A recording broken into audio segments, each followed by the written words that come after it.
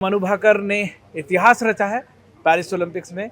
128 साल बाद पहली महिला बनी है। और एनडीटीवी से मुझे जसपाल को बहुत पहले से जानने का, थोड़ा बहुत मनु को भी जानने का थोड़ा फ़ायदा मिला। वो पहला जो सेलिब्रेशन है, मैं इसको पहला मान रहा हूँ एनडीटीवी का। और आप दोनों का बेहद शुक्रिया। आप दोनों बहुत ही खास हैं, न सिर्फ हमारे लिए, एनडीटीवी के लिए, पूरे देश के लिए। और बहुत बड़ी कामयाबी है जसपाल। और आपको, मनु को देख कर मुझे लग रहा है ये भी सिंक नहीं हुआ, लेकिन आप जब हिंदुस्तान पहुँचेंगे तो शायद पता चलेगा कि कितनी बड़ी कामयाबी है। और मनु, सबसे पहले हम वहाँ आपकी शूटिंग हमने देखी, बहुत सारी बातें हम लोगों ने की है। हम वहाँ से शुरू करते हैं कि आपने फ़ोन किया जसपाल सर को, ठीक है, और आपने फाइंड आउट किया। दोनों तरफ था कि मतलब गुरु चेले को मिस कर रहा है, चेला गुरु को मिस कर रहा है, लेकिन क्या था, क्या वजह थी? मैं थोड़ी बहुत स्टोरी आपके घर से जानता हूँ, but you should explain. Sir I think वजह जानने की ज़रूरत ही नहीं है, बिकॉज मैटर नहीं, क्या मैटर यही करता है कि हम साथ में हैं। और आई थिंक वही मेरे लिए ब्लेसिंग है। और क्या वजह है क्या नहीं, आई थिंक मोस्टली यही है कि शूटिंग में जब उनके साथ थी तो मैं काफ़ी खुश थी। और जैसे वो ब्रेक आया उस समय थोड़ा लगता था कि मन नहीं कर रहा शूटिंग करने का। सो जब वापस बाद में दोबारा चालू किया तो उसके बाद वापस से वो नेचुरल जो मेरा तरीका है शूटिंग का वो वापस आने लग गया। एग्जैक्टली। यही सर, जसपाल सर, आपसे भी बातचीत हुई, आपको भी था कि मनु जैसा स्टूडेंट आपके पास, अर्जुन मिस कर रहे हैं करके, और इन्होंने आपको ढूंढा।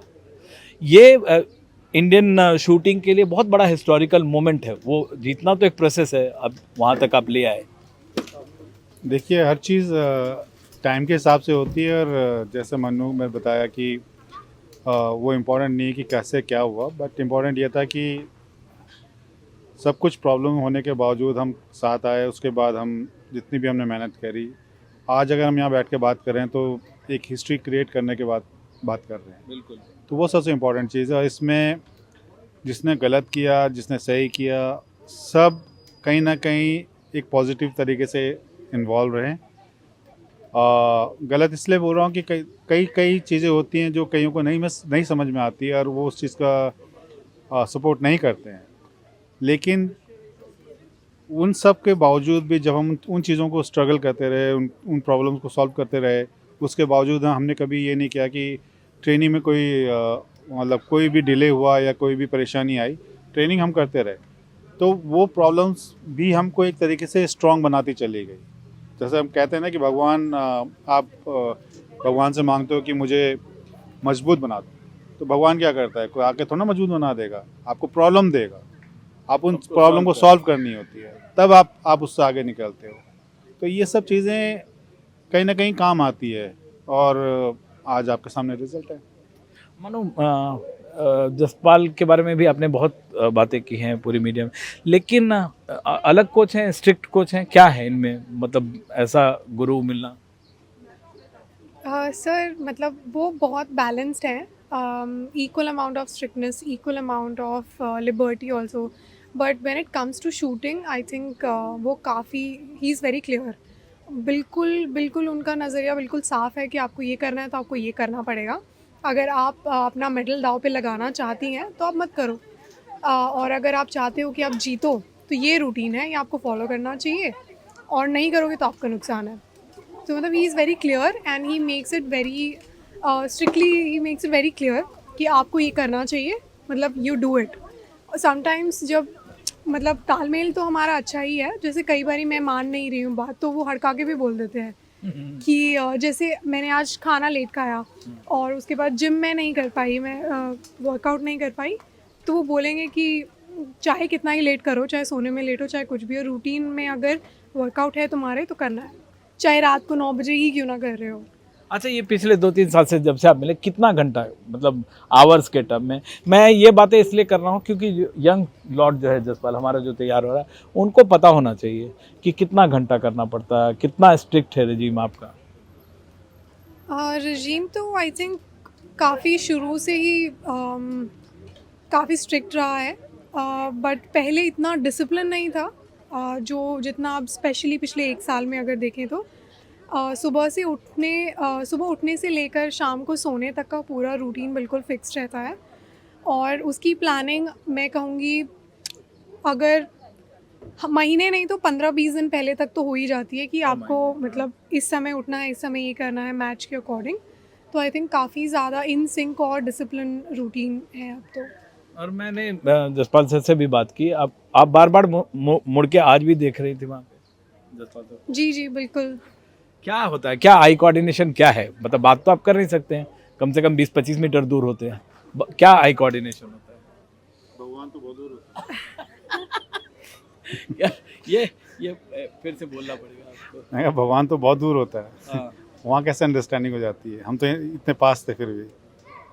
नहीं, एक आपने भगवान की बात की तो एक बहुत ही इंटरेस्टिंग, आप मुझसे भी पहले जब भी मिलते हैं आप कहते हैं कि विमल अपना प्रॉब्लम सॉल्व करना है तो गीता का श्लोक देखो, वो मॉडर्न कॉनोटेशन, मॉडर्न इंटरप्रिटेशन मुझे आपको पता है ना, उसमें वो जवाब मिल जाएगा आपको, आप कोशिश तो करो।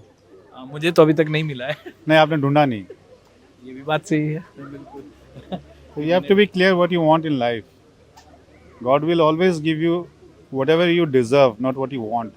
आपको डिजर्व बनना पड़ेगा सर। मनु, आपको लगता है जैसे आपने 8 साल 9 साल जब भी शुरू किया, अभी हमारा जो यंग लॉट है जिसकी हम लोगों को मैं जसपाल काफ़ी बात करते हैं, यंग जनरेशन को तैयार करना है तो आपको उसको तैयार करना पड़ेगा, वो चीज़ कहीं ना कहीं कमी खल रही है। सर पहली बात तो मैं ही अभी बहुत यंग हूँ तो नहीं मतलब आपके तक पहुंचने के लिए भी एक यंग जनरेशन, मेरे ख्याल से अगर ऑनेस्टली आप एनालिसिस करो और बैठ के देखो, यहाँ पे जो भी पूरी शूटिंग टीम है उसमें 90% से भी ज़्यादा लोग जूनियर प्रोग्राम जो चला था उसके थ्रू निकल कर आए हैं। इवन मैं भी जूनियर प्रोग्राम के अंडर से ही होकर आई हूँ और आई थिंक मैंने अपना डेब्यू सीनियर में ही तब किया था जब मैं जूनियर थी।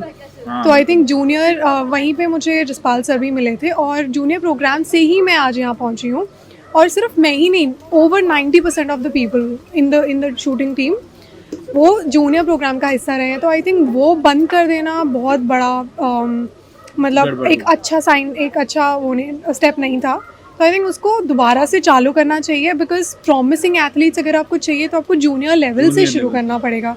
और हाँ, हमारे पास स्कीम्स हैं जैसे खेलो इंडिया है, जैसे खेलो यूनिवर्सिटी और ये सब है, लेकिन ग्रासरूट लेवल के लिए नहीं। बिल्कुल, बट ग्रास रूट लेवल जो अगर कैंप्स लगाकर आपको कोचेज़ हैं, आपको वो एटमॉस्फेयर दिया जा रहा है, आपको इंटरनेशनल वाली फीलिंग दी जा रही है, आई थिंक वो काफ़ी ज़्यादा हेल्प करता है आपको एज एन एथलीट ग्रो करने के लिए और आगे लंबे करियर रखने के लिए। बिल्कुल। एक इम्पॉर्टेंट बात इसमें मैं भी बता दूं दर्शकों को, जो जसपाल हो सकता है नाराज़ भी हूँ, इनको चाइना ने ऑफ़र किया था और अगर चाइना उठा लेता, क्योंकि वो ग्रास रूट लेवल पे काम करते हैं और वो जसपाल का स्टाइल जानते हैं काम करना। जसपाल, जो मैं कह रहा हूँ सही है? बिल्कुल सही है, बिल्कुल सही। और आपको लगता है जो जैसे मनु कह रही हैं कि ग्रास रूट लेवल को आपको स्ट्रॉन्ग करने की ज़रूरत है, नहीं तो हो सकता है 2028 में हम जीते, 2032 में फिर हमारे लिए मुश्किल हो जाएगा। 32-34 मुझे याद है जूनियर वर्ल्ड कप सिडनी में कब था? 2018 में। तो चाइनीज़ ओलंपिक एसोसिएशन के जनरल सेक्रेटरी आके मुझे मिले थे, या जो भी सेक्रेटरी रहेंगे, तो वो मेरे से बात करना चाह रहे थे। तो हम बैठे वहाँ पर, रेंज की बात है ये, तो ये बच्चे लोग वहाँ पर खेल रहे थे आइसक्रीम को। जब अनीस का आइसक्रीम वाला केस हुआ था, अनीस को आइसक्रीम खानी थी, उसका मैच ख़त्म हो गया था, तो उसको पनिशमेंट ये मिली कि वो सबके लिए आइसक्रीम खरीदेगा। तो उसने मेरे ख्याल से 20-25 लोगों के लिए आइसक्रीम खरीदी, तब खाई उसने। तो वहाँ हमारी 2 घंटे बात हुई and he wanted to know कि why are we doing so well. और उनके बच्चे वहाँ पर बैठ के फ़ोन पे लगे हुए थे चाइना के। तो मैंने कहा ये फ़र्क है, पहले आपका स्टाइल ये होता था जो हमारा है, और आज हमारा स्टाइल हो जो आपका पहले था, कि हमारे बच्चे फ़ोन नहीं है उनके पास और आपके बच्चों के पास फ़ोन है। इतना ही फ़र्क है, बाकी और कोई फ़र्क नहीं है। तो आपने क्या क्या स्ट्रिक्ट किया था? जैसे आपने मुझे एक बताया कि इनको किसी से गिफ्ट लेने की इजाज़त नहीं थी, फ़ोन नहीं, वो अलग रीज़न है, क्योंकि कोई भी मैं जनरली मनु पहले जैसे कोई भी कुछ देता है, कोई टॉय दे रहा है, कोई पिन दे रहा है, आई ऑनेस्टली फील दैट कि उसकी एनर्जी होती है, हर चीज़ की एनर्जी होती है। तो जब भी कोई आपके पास चीज़ आती है उसका एनर्जी आपको रिफ्लेक्ट करती है। तो इसकी तो गारंटी नहीं है ना कि हर कोई एनर्जी पॉजिटिव है। तो आपने मना किया? Why to take chances? I don't let her keep also. We just phone भी बंद किया? फोन तो मेरे ख्याल से उसका अभी भी बंद होगा। She is not with the phone right now also.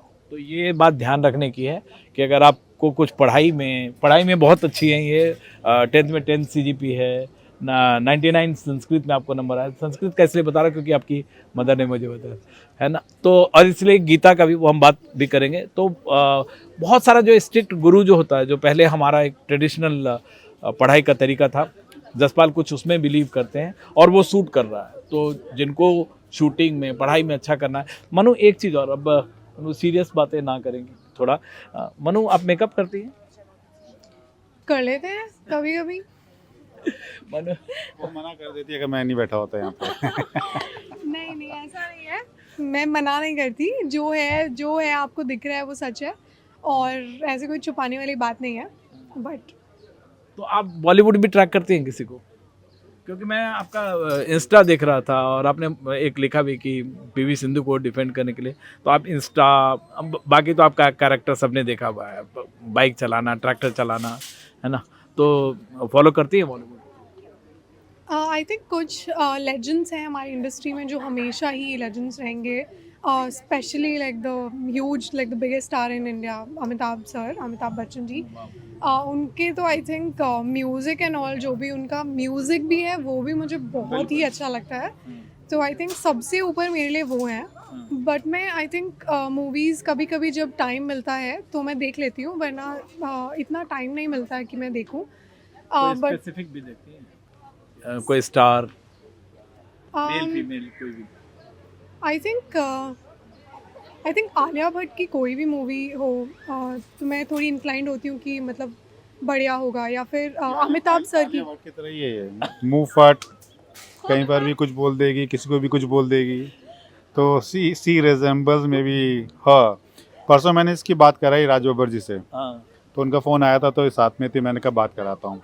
बात कराने का रीज़न ये था कि इसका एक फेवरेट सॉन्ग है, वो उन्हीं पे पिक्चराइजेशन है। अच्छा, तो मैंने जब बात करा, इसमें बताइए। ओठों से छू लो तो, हाँ, बहुत ही अच्छा है।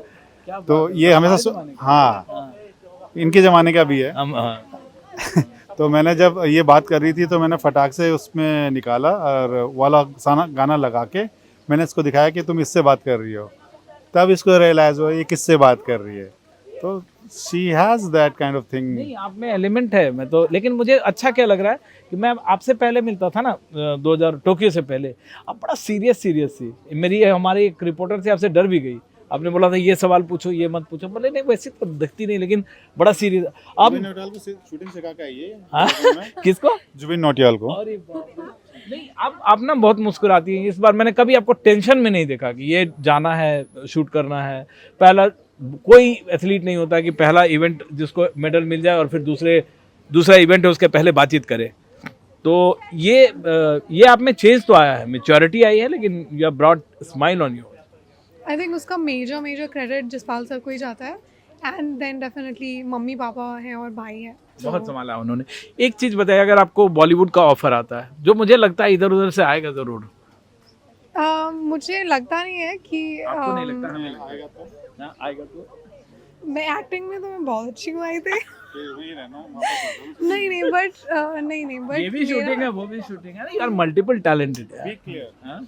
नहीं, आई एम क्लियर, मुझे शूटिंग ही पसंद है और मुझे शूटिंग ये ही वाली करना है। ये नहीं होता ना ये बात। लाइफ में भगवान का आपके मुंह पे सरस्वती बैठी हो सच हो जाए। नहीं, मुझे मेरा स्पोर्ट बहुत पसंद है, और सीरियसली 1-on-1 मुझे आई डोंट थिंक कि कभी और किसी फील्ड में इतना इंटरेस्ट होगा कि मैं अपने शेड्यूल से बाहर जाकर उसको ट्राई करना चाहूँगी। अच्छा, हम लेते हैं एक छोटा सा ब्रेक, और ब्रेक के बाद फिर दोनों से कुछ पर्सनल बातें करते हैं छोटी सी। पेरिस से पदक में आपका स्वागत है। और इस वक्त हम हैं जो भारत में इस हर घर में अभी एक दो नाम का सबकी ज़ुबान पे होगा, वो हैं जसपाल राणा और मनु भाकर। मनु, हम आपके बॉलीवुड की बात कर रहे थे, आपकी रुचियों की बात कर रहे थे, आपको क्या पसंद है नहीं है।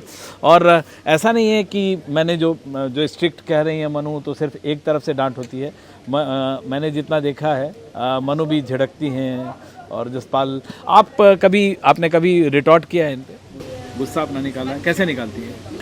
नहीं, आई थिंक अब तो उस लेवल की अंडरस्टैंडिंग हो गई है कि अगर कुछ मुझे बॉदर कर रहा है तो मैं जाके बात कर लेती हूँ।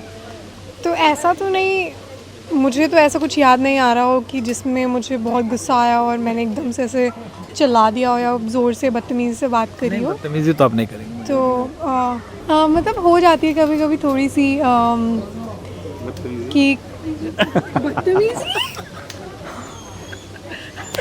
नहीं नहीं नहीं नहीं, मुझे तो नहीं लगता है, बदतमीजी ये नहीं कर सकती है। मेरे को भी लगता है। आपको भी लगता है? अच्छा मनु, जसपाल में एज अ कोच और एज अ पर्सन सबसे अच्छी बात क्या लगी आपको? मुझे ये अच्छा लगता है कि वो मतलब ऐसे नहीं है कि आगे कुछ और है और पीछे कुछ और है। आई थिंक हाँ, वो बहुत ही transparent तो है, जसपाल। ट्रांसपेरेंट, मुझे वैसे ही किस्म के लोग पसंद हैं जो एक्चुअली में आपके सामने मतलब ऑनेस्ट हैं, मतलब ऐसे दोहरा बिहेवियर नहीं हो कि आपसे अच्छा बोलेंगे और फिर पीछे से कुछ और बोलेंगे। तो बस ऑनेस्टी होनी चाहिए कहीं पे भी, कोई भी रिलेशनशिप हो, किसी के भी साथ हो। तो आई थिंक सबसे इम्पॉर्टेंट होता है वो ऑनेस्टी वाला एलिमेंट। और फिर दूसरी चीज़ तो ही इज़ अ चैम्पियन उनके ही फील्ड में। वो मतलब हमारे फील्ड में वो कितने बड़ा, उन्होंने कितने लंबा करियर आया। पहले तो आई पिस्टल थिंक को पहचान दिलाने वाली, मतलब जो पुलिस और जो अपराधियों के अलावा पिस्टल को सही पहचान, पिस्टल को इज्जत दिलाई, वो जसपाल राणा ही थे इंडिया में। जी तो मतलब learning straight from him is an honour for me. So अच्छा, एक चीज़ क्या आप चाहेंगे कि जसपाल में चेंज हो? अब तो आप बोल सकती हैं, मतलब 2 साल लोग गया, बहुत स्ट्रिक्ट होते हैं। नहीं, I like him as he is. So sir, Jaspal sir, आपको सबसे अच्छी बात मनु एज स्टूडेंट और एज पर्सनालिटी क्या लगी? She is honest, that's what all matters. और मैं एक बताऊं आपको, जो इनकी बात बहुत आपको पसंद है। आपको क्या हाँ, इनकी बात जो आपको बहुत पसंद है बताएं? कि हिमालयन ईगो नहीं है। ईगो और सेल्फ रिस्पेक्ट है, लेकिन वो नहीं है कि मतलब गलत हो गया है तो हम आगे नहीं आएंगे। इस पे 2-3 दिन पहले हम लोग कुछ बात भी कर रहे थे। हो सकता है। और एक चीज़ जो आप चाहेंगे इनमें चेंज हो? कुछ नहीं, क्यों। हाँ, ये जरूर चाहूँगा कि जो अब चेंज होने वाले हैं वो इसके इफेक्ट ना करें। जो चेंज, हाँ बिल्कुल। आपको मनु, आप इंटेलिजेंट हैं, पढ़ी लिखी हैं, और आप यूपीएससी करना चाह रही हैं, आईएएस का एग्ज़ाम भी देना चाह रही हैं। आपको अंदाज़ा है कि अभी जो डिफरेंट फॉर्म में आपको चेंज, अब एक तूफान आएगा जिसको अगले 6 महीने आपको झेलना होगा, पॉजिटिव भी होगा? सर मेरे ख्याल से तो मैं ज़्यादा तो अवेयर नहीं हूँ कि कैसे ये होने वाला है, बिकॉज़ ऑब्वियसली मेरा फर्स्ट टाइम है। बट प्यार भी एक्सट्रीम में अच्छा नहीं होता और नफ़रत भी एक्सट्रीम में अच्छी नहीं होती है। तो बस बैलेंस आउट मैं कर पाऊँ उसको, मैं यही कोशिश करूँगी कि मैं बैलेंस आउट कर पाऊँ अच्छे से। और जो भी हो, आई थिंक काफ़ी लोग मेहनत करते हैं वो अचीव करने के लिए। और मैं बहुत शुक्रगुज़ार हूँ कि लोग मुझे इतना प्यार कर रहे हैं और इतना सपोर्ट कर रहे हैं। सो आगे आने वाले समय में जो समय दिखाएगा वो देखते हैं कैसी परिस्थिति होगी। मुझे बताया गया है अभी कि श्रीजेश और आपको फ्लैग बेयरर जो क्लोजिंग सेरेमनी में आपको बनाया जाएगा। ये कितना बड़ा मोमेंट होगा पेरिस में ही रहते हुए?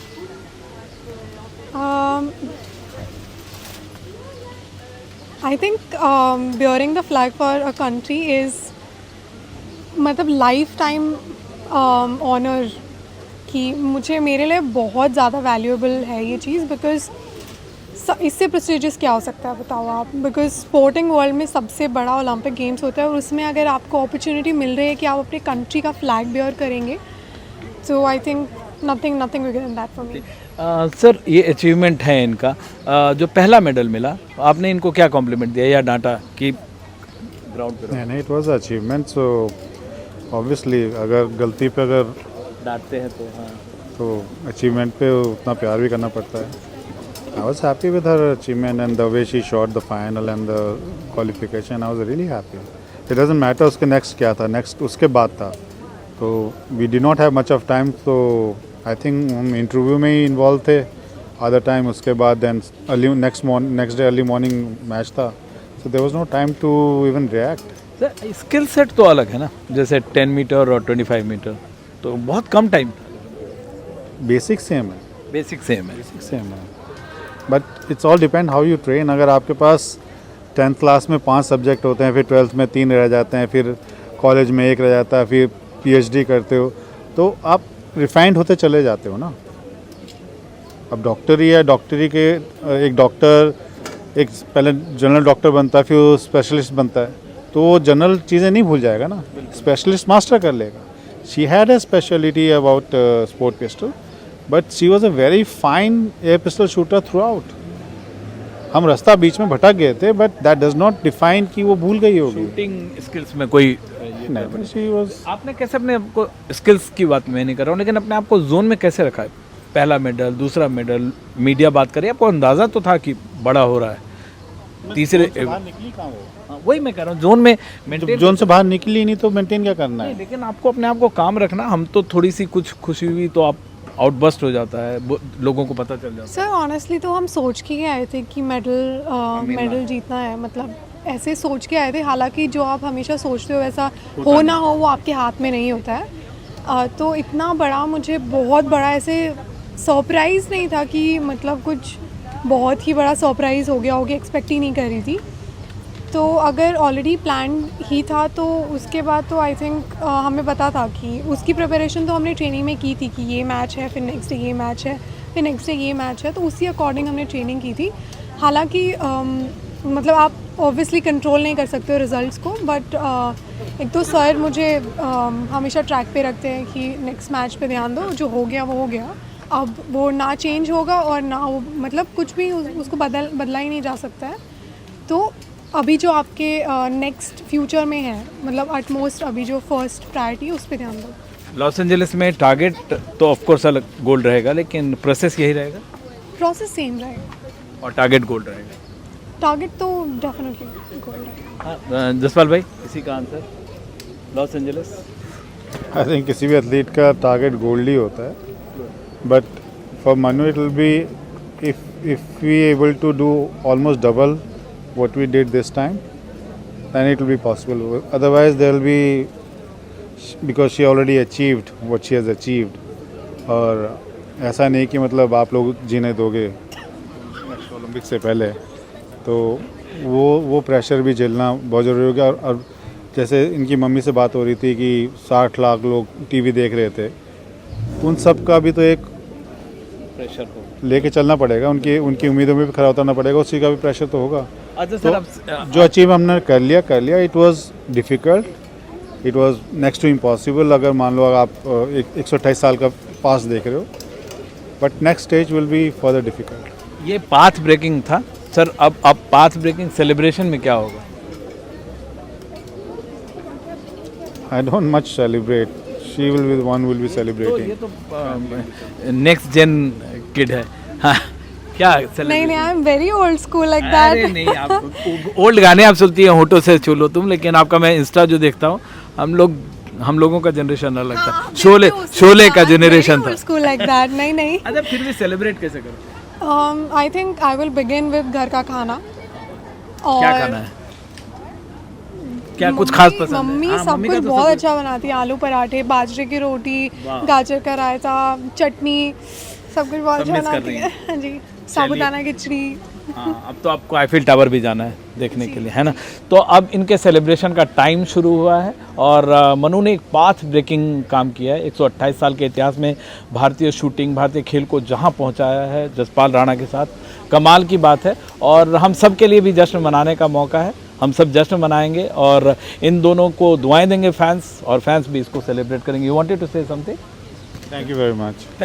Thank you sir. Thank you. और एनडीटीवी के दर्शकों के लिए कुछ बोलिए. बहुत बहुत शुक्रिया इतना सपोर्ट और इतना प्यार देने के लिए. आगे भी हम यूं ही कोशिश करते रहेंगे, मेहनत करते रहेंगे. आप भी यूं ही अपना प्यार और सपोर्ट बरकरार रखिएगा. Thank you so much. Jai Hind.